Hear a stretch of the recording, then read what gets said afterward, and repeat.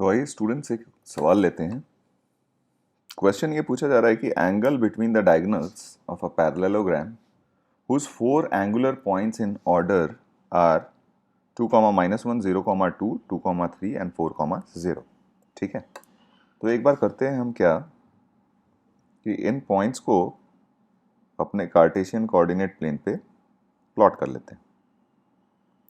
ठीक है, तो हमारे पास पहला पॉइंट दिया हुआ है 2 -1। सो लेट अस से this is 1, this is 2 and this is -1। तो 2 -1 यहाँ कहीं पॉइंट आ जाएगा। देन वी हैव 0 2, तो 0 2, ये 0 1 0 2, ये पॉइंट हो गया। फिर है हमारे पास 2 3, तो 2 3 यहाँ कहीं पॉइंट हो जाएगा। और फिर है अपने पास 4 0, तो दिस इज 3, दिस इज 4, 4 0 यहाँ कहीं आ जाएगा। तो ये हो गया 2 -1,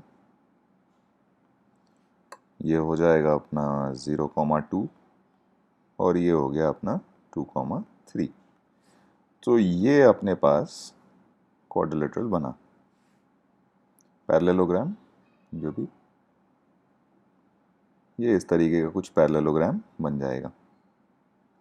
ठीक है, अब इसमें हमें चाहिए एंगल बिटवीन द डायगोनल्स। तो एक डायगोनल अगर आप देखो तो इसमें दोनों के एक्स कोऑर्डिनेट सेम है 2, यानी ये क्या हो जाएगा, एक्स एक्सिस के परपेंडिकुलर हो जाएगा। तो इसका स्लोप तो क्या हो जाएगा, अनडिफाइंड हो जाएगा। ठीक है, और दूसरा डायगोनल अगर हमने देखा तो ये होगा। अब हमें क्या चाहिए, इन दोनों डायगोनल्स के बीच का ये एंगल चाहिए।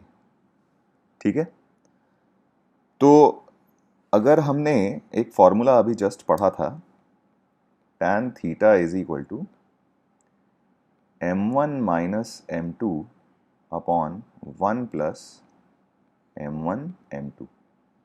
ठीक है, लेकिन ये फॉर्मूला ज़्यादातर काम तब आएगा जब हमारे पास m1 और m2 में से कोई भी एक अनडिफाइंड ना हो।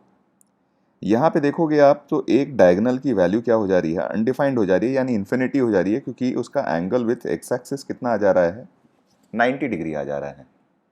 ठीक है, तो इसमें डायरेक्टली इसी फॉर्म में ये हम फॉर्मूला यूज नहीं कर सकते। ठीक है, तो सपोज इसके स्लोप को फॉर द टाइम बिंग मैं m1 बोल रहा हूं, हमें पता है कि m1 की वैल्यू इन्फिनिटी को अप्रोच कर रही है ना, मतलब m1 है अनडिफाइंड, दैट इज इन्फिनिटी। तो अगर m1 इन्फिनिटी है तो 1 अपॉन m1 हमारे पास कितना हो जाएगा, 0। ठीक है, तो हम लोग क्या करेंगे कि यहाँ पे पूरे एक्सप्रेशन को m1 से डिवाइड कर देंगे। तो ये बन जाएगा हमारे पास 1 माइनस m2 अपॉन m1 और अपॉन 1 अपॉन m1 और प्लस m2। ठीक है, अब 1 अपॉन m1 की वैल्यू अगर 0 है तो ये देखिएगा तो एक्सप्रेशन आपके पास बन जाएगा, क्योंकि अब आपके पास ये वाला टर्म 0 हो गया और ये वाला टर्म 0 हो गया। तो tan थीटा की वैल्यू जो हो जाएगी वो हो जाएगी 1 अपॉन m2। ठीक है, और अगर हम m2 की वैल्यू देखें तो किसी भी लाइन पे अगर हमें दो पॉइंट दिए हुए होते हैं तो उसका स्लोप हो जाता है हमारे पास y2 minus y1 upon x2 minus x1। और अगर ध्यान से देखा हमने तो ये वैल्यू हमारे पास हो जाएगी -12। ठीक है, तो यहाँ से अगर हमने देखा तो ये बन जाएगा 1 अपॉन -12, यानी ये वैल्यू बन गई 2। तो थीटा की वैल्यू हो गई हमारे पास tan इनवर्स 2, और यही हमारा आंसर हो जाएगा। तो यहाँ से सीखने वाली बात क्या मिली, सीखने वाली बात मिली ये, ठीक है, कि if one of the lines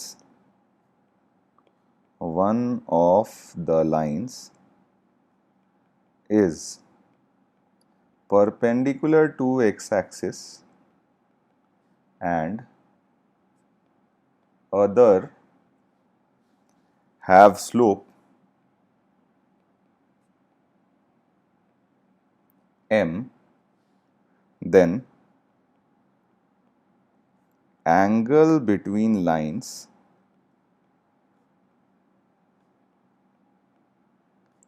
is given by is equal to tan inverse of mod 1/m। ठीक है, तो ये हमारा एंगल बिटवीन लाइंस हो जाता है अगर दो लाइन दिए हुए हैं हमें, जिसमें से एक लाइन एक्स एक्सिस के परपेंडिकुलर है और दूसरा नहीं है। ठीक है, तो फिर उन दोनों लाइंस के बीच का जो एंगल हम निकालते हैं वो कुछ इस तरीके से निकालते हैं। ठीक है।